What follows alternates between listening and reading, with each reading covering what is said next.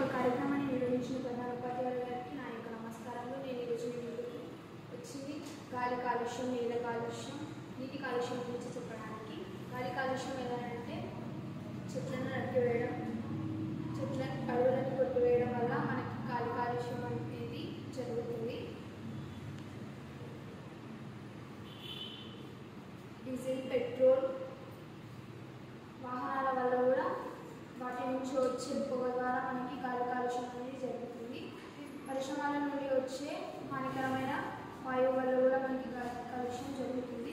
దీనిని మనం ఆపాలంటే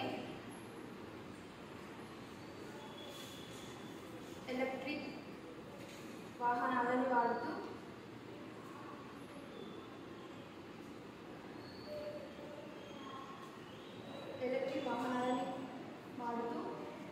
కాలినడకతో లేదా ఇంజన్లని ఆపుతూ మనము గాలి కాలుష్యాన్ని ఆపొచ్చు. నీటి కాలుష్యం ప్లాస్టిక్, చెత్త చెదారాన్ని నీటిలో వేస్తూ నీటిలో ఉన్న ప్రాణులు వాటి ప్రాణాలను కోల్పోతూ నీటిని కూడా ఖరాబ్ చేస్తున్నాయి.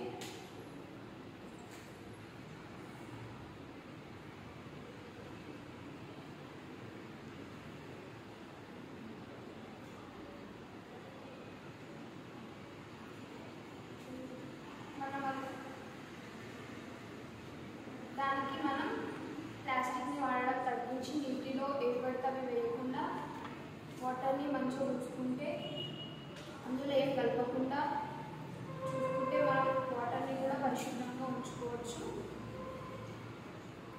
నేల కాలుష్యం మనము పంటలకి వేసే రసాయనాల వల్ల పంట సరిగ్గా పండకపోవడం, నేల దెబ్బతినడం జరుగుతుంది.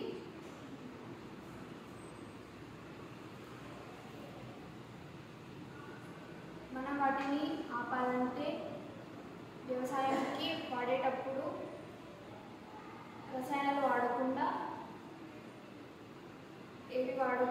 జస్ట్ న్యాచురల్గా వాడితే మనం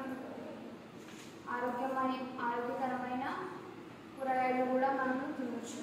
అట్లా మనం ఇవన్నీ కాలుష్యం చేయడం వల్లనే మన మెంటల్ హెల్త్ అనేది కూడా ఖరాబ్ అవుతుంది, స్థిరంగా ఉండకుండా.